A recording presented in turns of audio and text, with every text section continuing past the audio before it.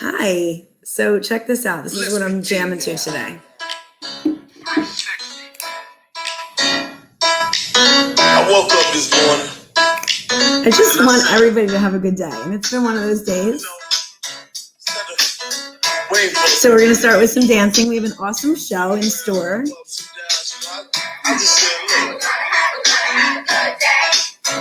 I hope you're jamming with me. You know how fun this is for me, right? By myself. So today I have an amazing guest that we're going to talk to in a minute, but I wanted to just explain what we are talking about today. We are continuing our breath framework discussion on the Soul Center Experience Live show, which I forgot to say last time. So here I am saying it, the Soul Center Experience Live show. We're talking about the breath framework, and we have done B, which is begin where you are. We've done that show. We've done R, reclaim your power. We've done E, excavate your core values. We've done A for allow. And today we are on T, which is through. Hi, Adam. Good to see you. But you're not on Twitch. I'm confused. Did you dance with me just now? I don't know. It's strange seeing you on LinkedIn. But good to see you. I'm so glad that you're here. So we are on the letter T, which is through, which this wonderful, amazing guest of mine, whom I never sat and had a conversation with. We are friends with and mutual. We have a lot of mutual contacts, but it's like I know her, but I don't know her. So I'm learning for the first time more about her today. So we're gonna have an awesome show learning about her, and that is Dr. Sage Breslin. Hi. Hi. Good to see you. Hi, David. Great to see you. So it's been that kind of day. It's been back to back for me. So I figure I start the show with a little dancing. Can never hurt anybody, right? Absolutely. I mean, it gets you going. So introduce here. I'm going to do this so we can see ourselves better. There we go. I'm out of sorts a little bit. Hello, because I'll tell you why. You're like, are you ever not out of sorts? No, I was just thinking thank God we're doing this together then. Well, I'm sort of like a little, hi guys. I'm a little bit out of sorts because I'm at my shore house. I'm down the shore at the beach at my parents' house. And I was just talking to a client about this. I am just I don't act like it. I pretend like this isn't true, but I'm such a creature of habit and routine. And I like order. And I try to live my life like I don't, but the truth is it's just my truth. I like when things are, hi Steve, great to see you. I love to when things are in order. I like when my pens are in where they are and my light and my, and my computer and everything. It's just, and I get a little, jostled when I don't have my order of things. And then I try to ignore it. I don't allow it. And I fight myself on it. And I'm like, you're fine. Why are you anxious? You're at the beach. And I make this big deal, you're making such a shit. I am, Mike. Thank you. I am a creature of habit. Hi, Brad. Great to see you. Thanks for stopping by. Your Saturday night is here now on Twitch. Thank you guys for jumping in. So, Dr. Sage Breslin, I would love an intro on you. Just tell me who you are when I ask that question, who you are and what you have going on right now. And then we'll talk about the letter T and what that means. It's like we're on Sesame Street, the letter T. Right, absolutely. Yeah. Gosh, whenever anybody says, well, introduce yourself, Yeah. I think Where do I okay, start? do we have 3 or 4 hours or 4 seconds? Okay, here you go. So, I guess what I'll name my job and then maybe say a little bit about how I got to that. Sure. I am a transformational psychologist. I work mostly doing breakthrough coaching with entrepreneurs and leaders and really warriors of any kind. I discovered through some pretty unfortunate circumstances growing up exactly how resilient I could become. Never in a million years would I have asked for the things that happened to me growing up to happen to anyone. But each time I came through, I realized that I was through. Letter T. Wow. That I'd survived and that I kept trudging forward. And that's good. I mean, I'm happy to be the Energizer Bunny, except that over time that leaves a mark. Mhm. And I built basically all of my breakthrough work and all of my pillars on how to become a wise warrior, how to really learn to be as authentic as possible, to be transparent in your journey, and really to embrace it. And, to let go of the compartmentalization of it all and Mhm. just show up. So that's, I guess, a little mini introduction of who I You are am so and what I speaking do. our language. I mean, everything that we're doing with our company and what we're promoting and what we're teaching our clients and coaching on and guiding is exactly that. The breath framework is a mirror to my journey and Mike's journey, from beginning where you are to a place of healing and a soul center, hence the name of the show and our Mhm. whole brand, is to get to this place of soul centeredness so people can either be mind centered, heart-centered, or soul-centered is how we see it.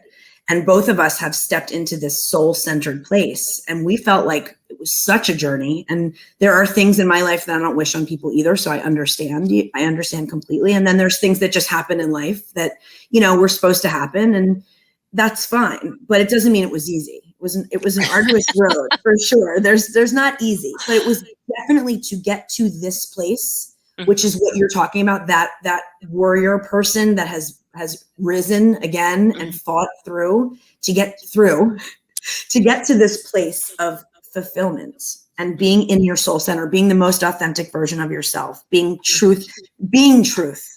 I Mhm. just stuttered when I said it because that wasn't what I was originally going to say, but that's what came through me. Being Yeah. truth, Yeah. like standing in your truth and being that truth. And that is very hard for people to get to sometimes because they do have to allow and then go through in order to get there. So we do a whole show every week and we interview amazing people like you to talk about what the letter means to them and how that applies to their life. So, I've had a bunch of people on where we talked about begin and then again about reclaiming your power. And each discussion gets deeper and more interesting because it means something similar to everybody and it means something different to everybody. It's different experiences, different life experiences and ways of dealing with things. And then there's some people that are more open to change and have more open-mindedness and wanting to evolve. And then there's other people that think they're about, you know how it goes with Sure. patients, and what I'm finding with my clients is, we all start at different places. I have to meet them where they are, but they all have a begin somewhere. Everybody has to begin where they are, right? And I need to meet them there. So that's how I find their begin. And then helping people reclaim their power is so incredible because no one realizes how much power we give away each day. Yeah. Even yesterday, I mean, I do this for a living. And yesterday I had this revelation with my coach, actually, that in my languaging, sometimes I'm giving away my power. And I do this for a living every day with people. So Yeah. I even, this happens to the best of us. No matter how much you practice, there's always ways to rein it in, to hone in your skills and continue to evolve and heal. And then, allowing, I always say, is one of the harder ones because relinquishing that control is such a hard piece of this journey. And it's like trials and tribulations of releasing that control and being able to allow, but through, which is what we're on tonight, obviously. Going through, I'm gonna hand it over to you and see what your thoughts are on through, before I give sort of my background on it. But I would love to hear your thoughts on what it means to you and how it resonates with you. Yeah. I think I'm such a visceral being. I suppose I do believe that I kind of can tap into all the senses, but I am so visceral. I am so in my body that for me, the whole concept of experience is moving through.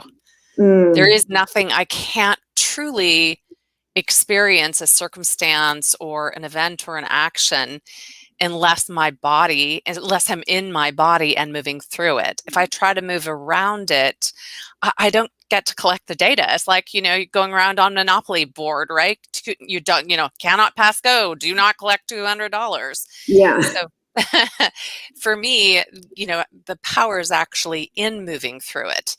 And I think, just to touch base on what you said about control, even being there at the shore house, I'm trying not to bust out laughing because Michael and I just had a conversation about, I like my control. Thank you very much. I like it. I don't like to have to surrender. I don't. No, it's Oh, hard. it's hard. And But, I'm not I mean, trying to complain. Like I feel ungrateful a little bit saying that, but this is who I am, and I need to embrace that. Like little things, my dad's walking around, he's shuffling his stuff, he's on the phone. Like it's like, wow, my clients, I have a live show, I have 2 live shows. I'm like constantly telling them what I'm doing, and the house is big. It's not like, but like I have to just yeah. Yeah.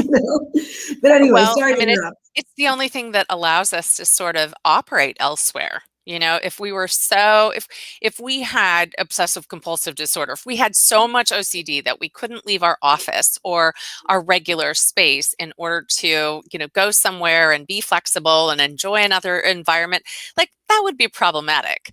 So, I mean, for me, it's not to that level. Right. I'm heading to the Jersey Shore on Saturday, and one of the things I know about working at that shore house is the Wi-Fi is good in like one location in the Me entire too. house.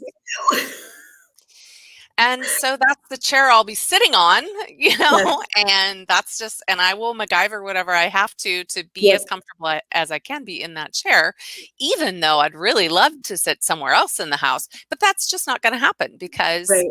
that's not Yeah, how it works it's there. just not how it works. Yeah, and you know what? I think that's like a thing. I'm at the Jersey Shore also, Oh, so okay. I think it's a thing. Like I had my dad call. I knew I was going to come down. I had him call the people and tell them to up the whatever and the up the whatever, and it's still like not perfect. But I can that's see on something the where panel like it says 5G, right? It's like said, eight bars, not just 5. right, Like right. Like you have ultra mega, blast with gajillion megabytes or pixels or whatever the hell, right, and you pay out the butt, right? But it's not. There's going to be things that aren't the way it's not the way it is in my home. right.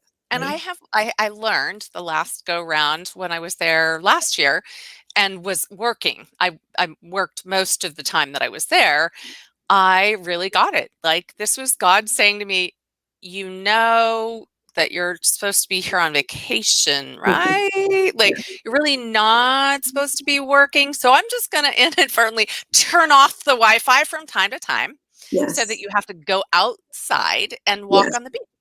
Yes. And, after a while I was like, okay, and my clients magically canceled on a few days and I was like, oh, that's right. So this time I'm only making 2 very small efforts. I put constraints around them, and I'm hoping that, the Wi-Fi gives me good signal strength for the 3 or 4 hours that I need it on those 2 days out Exactly. of 10, I will pray for you. We'll I will see. pray for you. But yeah, I mean, it's so Brad said, thank you, Kamal. All you have to do is allow and embrace. I love how you say all you have to do. Like it's so simple. All you have to do is allow and embrace what you have and not what you don't have. Right. I mean, Yes. let's talk reality for a second. And I'm an intuitive coach, and I'm saying it is not that easy. Like if I walked around saying, all you have to do is, I mean, to really sit back and say, like, I hear them right now. To sit back and say, like, just allow and just say, this Yeah. is wonderful. This is fabulous. It's just when you like things the way you like them and you like order. I'm just not a Buddhist, like, not like a monk. I mean, I'm just not. So I have to embrace that as well. I have to embrace that part of me that gets a little anxious when there's stuff going on and the Wi-Fi is shoddy. But so through, okay. So through to me, I want to ask your opinion on when most people do go around, it's their goat. I know it was Brad. All you have to do, I know, I'm teasing you. Hi, lovely. Hello, DJ. All you have to do is allow and embrace. That's funny, Brad. Why most people's go-to is to go around. I mean, you've seen however many hundreds and thousands of patients. What is your take on that? Because through is often painful. Yes. I mean, it's really I don't believe that it's any simpler than that. That we try to move around things because we know that it's going to require more energy to go through them, or we're going to have to be straight with our emotions, or we are going to have to be straight with our memories, and we don't want to. We would rather, be in happy bliss. I have a colleague of mine who she's like the glitter unicorn, and she has had a horrifically rough life. Mm, And she is obsessed with her glitter unicorns because she would rather go around. mm, She does not want to go through. mm, And I get that. Like cognitively, I understand that. For me, it just doesn't work because if I try to go around, I have almost instant divide and 2x4 therapy, and I have upped the ante each time to now, epic proportions. uh-huh. And, so I've learned that for me, through is the only way, but it's painful. And it doesn't have to be painful all the time. But, when you deep dive, you're not deep diving into your best day. You're deep diving into where you're stuck or where you're wounded or broken or whatever the Mhm. language is. You know, it's interesting that you say that because I agree with you. But on the other hand, I have devil's advocate, which maybe even isn't devil's advocate, but it's the other side of things or the other lens where I find that going around actually is more painful when I look at it in hindsight. So when people think it's going to be easier, I'll just do it this way. And a lot of times it's subconscious. Well, just to go around instead of through. But, I'll just do this to avoid that and tiptoe around it and dance around it. It actually ends up more painful for you. It's like a long-term, you're not doing yourself any favors by going True. around. Absolutely. So, Absolutely. so it's Because more like, go ahead. yeah, I was going to say that the pain is temporary. In Right. each circumstance where you move through, pain, change, whatever that word is, challenge, it's temporary. You move Yeah. through, right? The door, you're on the other side. Yay! Through, and you can Awesome actually, sauce! you're zooming through, and then there'll be something else to go through, right? There'll be Sure. another step to go through, but the joy of actually getting through something and being able to say, I sat in it. Like, what I want to talk about what we think the definition of through really is. Brad said, going around definitely delays and doubles the issue, or rather makes it more prominent in your life. It's so true. And what I think, before we get to the definition, what I think is, at least for me, my anxiety or my fear of going through is always worse than going through. That fear of that cripples me and I will say, has crippled me in the past. It doesn't cripple me currently. My Mhm. languaging, right? So that worry about, oh, this is going to be so bad. When if I just allow and then go through, it's a whole different experience. Not to say it's painless, but it's I wanted to see sort of what you thought about that and that pre-anxiety piece.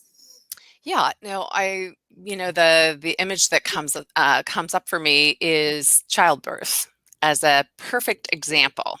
Mm-hmm. That as we get more and more close to transition or to actually birthing a baby, the fear of the pain or the fear of what happens next tends to cause us, and all of the pain signals, they accumulate, right? Yes. And we, just natural human beings, tend to contract our muscles Mm-hmm. when there's something uncomfortable, or we contract ourselves or our life or our Yes. Yeah. experience, whatever, right? And of course, that causes more pain. Right. And oftentimes, if we can simply take that deep breath and say, okay, I'm going to be open to this experience. It does not have to end me. And I know that it's temporary.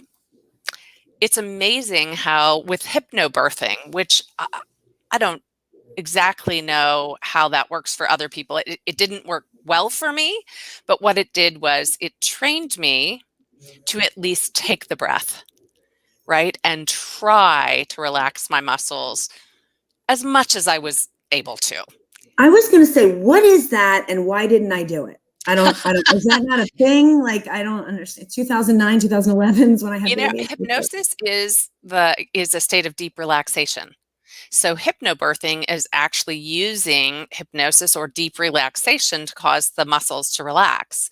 If you relax those muscles during the childbirth, you need to have sort of the peristalsis to move baby out of the pelvic cradle, but Right. you don't need huge, Right. cramping, painful.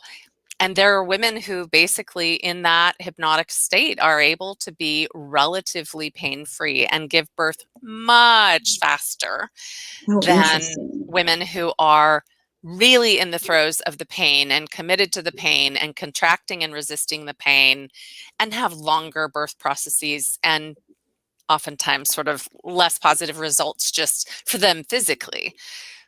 But that image is what I think about in terms of, when we are going to deep dive, which is the language that we use in my process. When we're going to deep dive, if I can allow this person to say, okay, how have you felt before? While you're feeling stuck, while you're feeling wounded, whatever their language is that they present. How are you feeling? How does it feel to be in that space? If you could be in another space just by dialing into your body and moving back in time to find out where it lives, would that be a possibility? Right. And so by moving through it, they are able to do so much more resolution and they come out the other side. And okay, so as you said, oftentimes the fear of what that process will entail keeps them stuck. Totally keeps you stuck. It totally keeps you stuck. Tell me more about your process or Sure. that really interests me. Yeah. Well, as I was saying before, there's a lot of what I learned by going through my own colorful journey, Struggles. colorful and Colorful painful struggles. journey. And what I learned each step of the way were building blocks to my process. And so the whole nature of breakthrough work for me is to engage the deep dive, is to dive below the surface, to look for the challenges or the obstacles, the blocks to forward movement. And maybe even forward movement means living in the present or, being able to show up transparently. But it all starts with connection. So, Mm. if a person doesn't have good conscious connection, either with their own bodies, with someone else, with something greater than the self, then they won't really trust that they can do the process. It'll Mm. feel ungrounded and unsafe. So the first pillar is conscious connection. It is to really help train them, again, either connect to the self, to someone else, or something greater than the self. I like full empowerment, so I like to connect up and just sort of let the divine energy do all the work. And then once they've really learned how to better connect to themselves or something greater than themselves, we can then gain clarity about what's in the field that's getting in the way. So Mm. whether it presents as memories, ideas, fears, feelings, people, whatever that is, we gain clarity and then we respectfully release whatever obstacles, limiting beliefs, stories, whatever that is, we actually release it. I love the Ho'oponopono process. And so I tend to use that. I like an actual physical ritual around that. I live and work both by the shore here in California. And so I love to take my clients out, take them for a walk, collect up some beach rocks, write all of the things that they want to release on the rocks, and then toss them into the sea. And then pick up new ones and write all the things that they're either grateful for or resolved about or whatever. But I love that ritual of being able to release away from us with gratitude for whatever it was and with an invitation to bring in what's going to support us through the process. And then I think the other piece that maybe a lot of other psychologists and therapists don't do is I'm all about reconfiguration. So we look at revitalized reconfiguration, because if you raise a house, you take a bulldozer and you take it all out, then what have you got to do? Come up with a new plan to put on that footprint and rebuild. You wouldn't want to just rebuild on rubble. Right. So a foundation. Yeah. So wherever, again, wherever they are, we try to reconfigure so that it's based on the new information, the new truth, rather than the old story or the old limiting beliefs, or again, whatever it is they show up to do. So let me ask you this. This is like a little bit of a personal question, but going through all of this, and I'm not comparing what there are elements of what we do that I find similar, that overlap. How do you maintain your energy? How do you stay in your space and provide that container for your patients? Well, I just shot a video on this, and it's why I was in tears before coming on today. I think with clients, because it's so overlearned, I've been doing this for 30 years, and I am so careful to, when I'm ready to speak with people, I plug in. I say, okay, you take over, I will be compliant. I will bring you through me. I will do the work that way. And when clients allow me to intuitively sample their material, I always give it back. Always. It's like they hand me a piece of mail, I read it, and I hand it back. Interesting. Because everybody needs their full complement of energy, right? So if we're working with a client and that client is sharing and emoting and feeling and diving deep below the surface, and we can feel it with our bodies, it's not just intuitive, it's the whole energetic. Oh my God, field, don't right? I get it? Got Yes. it. And then you've got to, at the end, sweep it and give it back, because they can't let it go. They cannot release it if you're hanging on to anything. Yes. So Very interesting. I think with clients, I have learned and relearned and relearned and learned and practiced all of that. But where I get really kind of challenged is that with my children and my loved ones, I am not as practiced at giving back the pain. I don't want to. When they're hurting, I want to take it away. And even when I know, okay, I've got to give this back now, I think when I'm not really policing myself, then I take it away. And I had a moment today and I was like hurting, like near heart attack level, but it was an ache, not a, I understand. pain, right? And I had to really pull over and I had to sit with it. And as soon as I tapped into it, all of the images started to come up and I was like sobbing and thinking, okay, I have to do this differently. My brother is hurting. I have to let him have this. I can be present. I can hold space. But if I'm not able to really be responsive to my own emotions when I'm talking to him, that compartmentalization is going to kill me.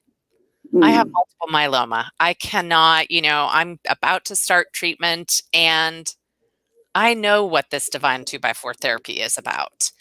I can no longer be inauthentic with myself.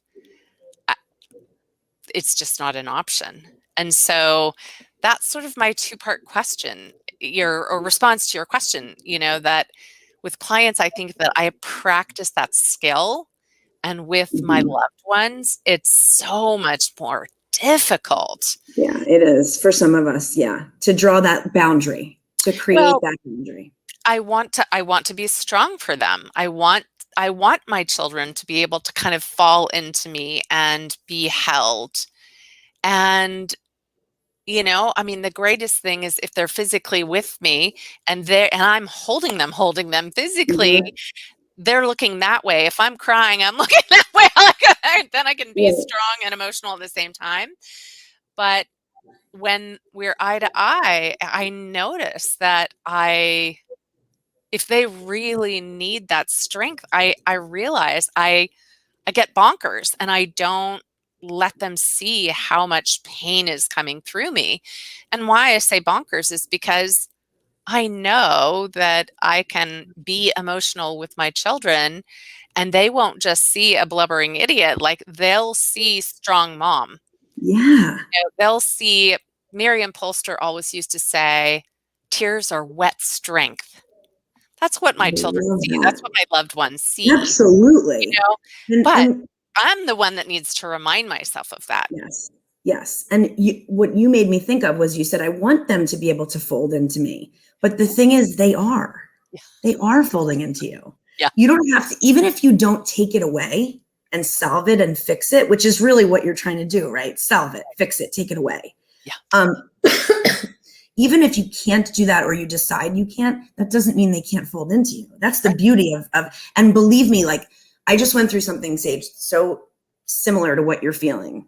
My daughter, my kids left for overnight camp. They go to sleepaway camp for the summer. Like, they left for almost 2 months. Wow. And my daughter's 9, and it's, hi, Felicia. And it's, hi, Brad. That's amazing, he said. Tears are wet strength is amazing. I agree, TJ. We learned something, I knew we were going to pick up nuggets of amazing wisdom tonight. And it was really, really, really, really, really painful for me. Way more painful than I thought it was going to be. And I was trying so hard to be this strong, everything's going to be great. And I mean, knock me to my knees type upset when they left. I came home to an empty house. I was like smelling their clothes. It was like cuckoo for Cocoa Puffs. Like, it was like, when are they ever going to go? And it was like I was in mourning. Yeah. It was, I don't want to say crazy because I hate that word, but it was like just out of body. And then I sort of pieced it together and realized that it was representative of some other things in my life. And it wasn't exactly that, but that feeling of, here was the key. They couldn't fold into me. So if my little girl was upset or homesick or whatever, I don't know. And that's part of letting go and allowing, right? And then I sat in it and I went through. And the next day I felt better because I got more straight in my mind. But it was right here. It was right here for most of the day. And when I let it out, I mean, I called my dad. Like, I don't call my dad crying. I just don't. And he was like, it was like somebody died. I'm not kidding you. That's the level of what it felt like to me. Yeah. And then I sat in it and I was like, and it released from here and just kind of came out. And I'm telling you, like, I fell to my knees crying. And then I sort of went through it. And then I got to this place of, okay, they're fine. They're safe. They're in an amazing place. This is a gift to them and to me. Why am I worried about being home and lonely this summer when I have a gift? Do you know how many people would freak out to have 7 weeks kid free? Then I started dancing and I put on a song and I made a TikTok and I thought to myself, I don't have responsibility for any other humans right now. It's been over a decade since I can say that. What do I really this camp is responsible. So it was like this, I got to this place of healing and understanding myself. And then I released it and I was like, wow, this is amazing. And of course I miss them and I got reports that they're doing well and I got pictures of them smiling. So I was really happy, but it was, I understand and relate how you want them to fold into you. Mm-hmm. and I also understand what it's like to not even have that opportunity. And it's painful. Yeah. Painful to go through. I have 3 still left at home and 2 live away from me, and they're adults and they have their own partners and their partners are wonderful. I couldn't pick better people for them.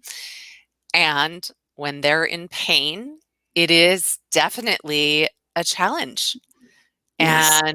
And just to trust the process and trust that my heart can be with them in whatever way, that's possible. And I think it's also just trusting them. Mm-hmm. And yourself, both, yes, right? Of course. I mean, well, that's my biggest, I always come back to that. Self-trust is really, really hard for me. It's just not something that is a strength of mine right now. It's something that I'm working on, and things always trickle down to that for me. It's like, you're not trusting yourself. And that's so hard for me. And part of the reason that allowing is so hard is I think because of that lack of self-trust. Yeah. But you're right, giving them that gift of your trust too, and saying, you're a big girl, you're a big boy, you can do this, is so empowering. Yeah, absolutely. Yeah. Parenting is an interesting, it's, it's the most beautiful thing. And it's also, oh, DJ said she saw my video. Yeah, it was funny, right? I mean, I wrote across the screen on the video, I wrote, my kid, like, I was sad yesterday because my kids left for camp. Today I realized I have no responsibility for other women. And I was I mean, it was truly like the swing of it was a little bit like, Annie, are you okay? But I realized too that I had been putting so much of me into being a mom Mm-hmm. that I was losing self a little bit. Mm-hmm. And then when I was faced with self, I was freaking out. Yeah. And it was like I was some sort of mourning in my life where I was like, what's happening? And it was darkness. But really when I changed my mindset, it was light and beautiful. And these are gifts, right? It was all my mindset. Yeah. So it was an experience. Yeah. It's interesting. I work with lots of women who have had pregnancy loss. And when they are ready to move through that experience, we talk about the pelvic cradle more like a garden. And you have to till the garden before you can plant anything. And in many ways, that first set of imagery that we work in is about tilling the pelvic cradle. It's tilling the garden. It's turning over the soil. It's making sure that there are no roots that are remaining. It's making sure that we can sort of clear it as much as we can. And then we want to go in and fertilize it and give it, everything it needs to be an incredible garden. And then we begin to plant seeds and invite them to grow and to be rich and to flourish. And that's how people move from, a loss into a healthy, sustained pregnancy. And Mhm. it's a pretty good image for how we survive and learn to thrive through anything. Everything. Yeah, Right? it is. I mean, it's truly Yeah. like, this is what has to be done in order for you to get there. And it's these Yeah. steps and we have to have patience. Bo says, hi, Bo. Parenting is the hardest job you'll ever love. Whoever said it's the Peace Corps is clearly not a parent. Oh my God. I love that, Bo. That was funny. Yeah, parenting is, I mean, talk about going through, and that's the letter that we're on. I mean, there's a lot of through. There's a lot of allowing, and there's a lot of through in parenting. And, I sort of just realized through this process that like, and you probably, maybe you feel this too, is like when you realize, and yours are older, mine are young, but when you realize that like, they're not just your kids, they're actually people. They're like separate. They're not an extension of you. They're people. They're their own individual people. And like, they deserve to have this goodness in their life. And like, so I need to allow, and it's just, it's not easy for people that like a little control. Yeah. Yeah. Well, for sure. And, I love it. Just as I was driving back to the office today, a friend sent me, I didn't read it while I was driving. Okay. You know that. FYI. I couldn't have. I needed different glasses and Yes, everything.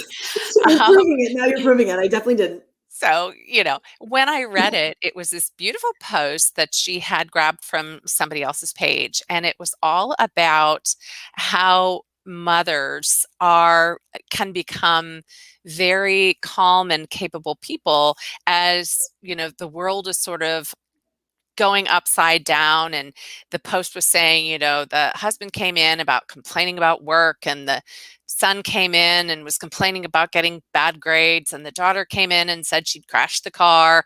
And each time the mom was saying, well, all right, need to go and see what kind of estimate we can get on the car. And okay, well, let's maybe get a tutor. And they began to think she was a bit crazy or, high on something because she wasn't having the normal, like, catastrophic response. And at the end of the day, they confronted her and she said, I've discovered that I have to let each of you be responsible for your own lives and your own problems. And I can be here and I can hear you and I can share and I can support, but it doesn't serve me to get more anxious or more stressed or, more out of So sorts. true. It really just doesn't. And I know that, probably that is a learning process for all of us, but I can think back to a time where I was like a chicken with my head cut off as a parent, running around, screaming, carrying on. And now I look at, for the most part, where I am, and I can be measured, and I can allow it to be their responsibility. And I am now in the teaching phase in a very different way. When one of my children says, I don't know how to make that, I'll say, that's great. Come with me. I take them hand by hand, Uh-huh. into the kitchen and say, this is where we keep the pot. We're going to fill it up with water. We're going to add a Right. little salt. We're going to, close that. We're setting a timer now. We're going to kind of watch it so that it doesn't boil over. Here's where we keep the pasta. And because they're going to leave my house in a year or two, and they've got to know how to do it. Do it. So I can do that calmly, and I can hand over the responsibility for their lives to them. And it is an incredible process to allow them to be their own humans. And I love the way you said that, the way you give them, you're going to give them the responsibility to do what they need to do and be the grown-ups or the individuals that they are, right? And to hand over that responsibility is us allowing. And it's not easy, but it is not suited. It's not making anybody's life better to take control and to do it for them, right? Yep. So hold on one second. We got a couple of important comments. Jennifer says, the best parenting advice I got was that my kids are who they are. My job was to help them make good decisions and stay true to who they are. Interesting. Yes. I think that is definitely true. And difficult, because a lot of times you do want to control when you're a parent, not in a mean way, but you should do it this way. You should be like this. And like, my son is a great example of having to allow. Like, he is not doing anything that he doesn't want to do. He is, since he's a little baby boy. So it's like, you got that kid. That's Sammy. That's the way it is, Mike says, soul-connected empaths have a major issue with connection, past trauma, and allowing true soul connection while battling self-trust and self-worth to know we are not our past. That's where the control comes in for me, the loss. Yeah. Interesting point, Mike.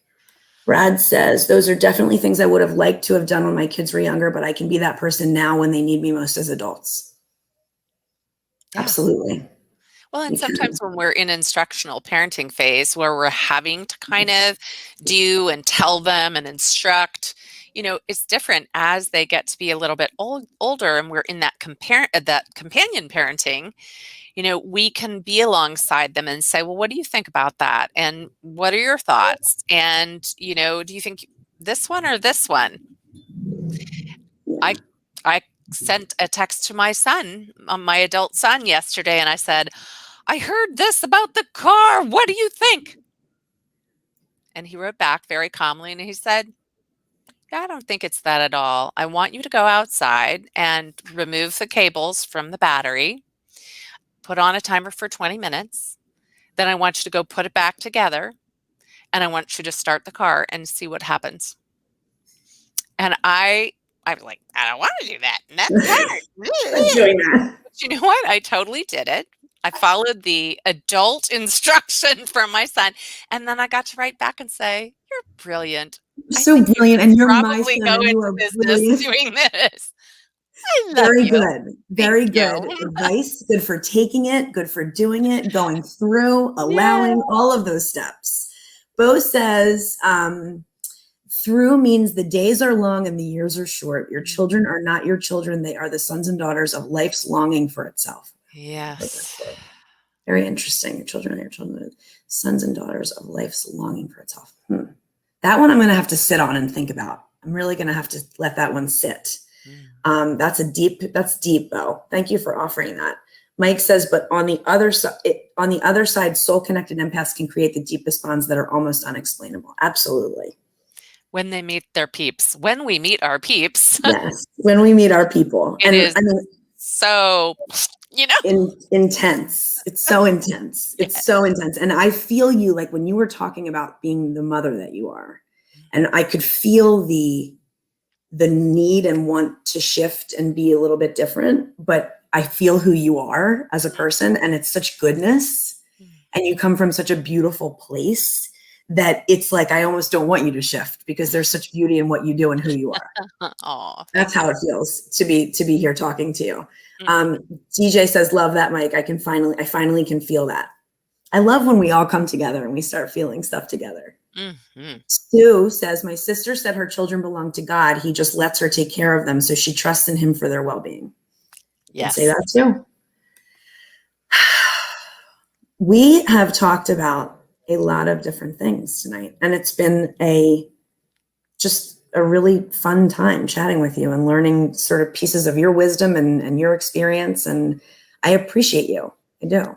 Really Oh, thank you appreciate so it. much. I've been having a wonderful time following your posts and responding to everything that I could. Thank you. Not to be like compliant or like a good LinkedIn or any of that, but because I so relate to you and I so feel that shared passage, that shared journey. It's Me beautiful. too. Thank you. That means so much to me. And every comment means so much to me. And I appreciate you doing that.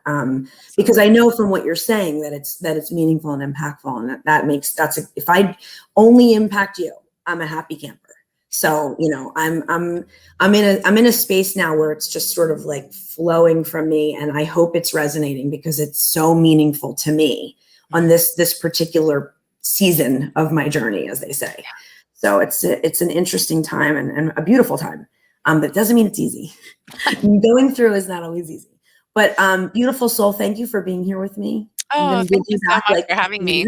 And thank you for being here. And thank you for doing this with me and being a part of it and making the time. I appreciate you so much. And if people want to talk to you, where can they find you? They can find me at sagebreslin.com. If they want to connect with me, get my contact info, leave me a message, book time or consultation, or if people kind of want to see what I'm up to and what my offerings are, they can go to sagewisdominstitute.com. That's my membership site, and there's some fun things for every level of engagement with me. Sagewisdominstitute.com. Mm-hmm. Putting that in the notes. So that's going to come up for everybody in the notes of the show. So please take a look, go see Sage, and it was beautiful to be with you. It was awesome to share space with you. I can't believe we haven't done it yet. I can't believe this was the first time. Crazy. Well, but thank you. And thank you everyone who chimed in. Thanks so much, DJ says. And everybody will check you out and we will talk soon. I'm ending the broadcast. Say bye, Sage. Peace.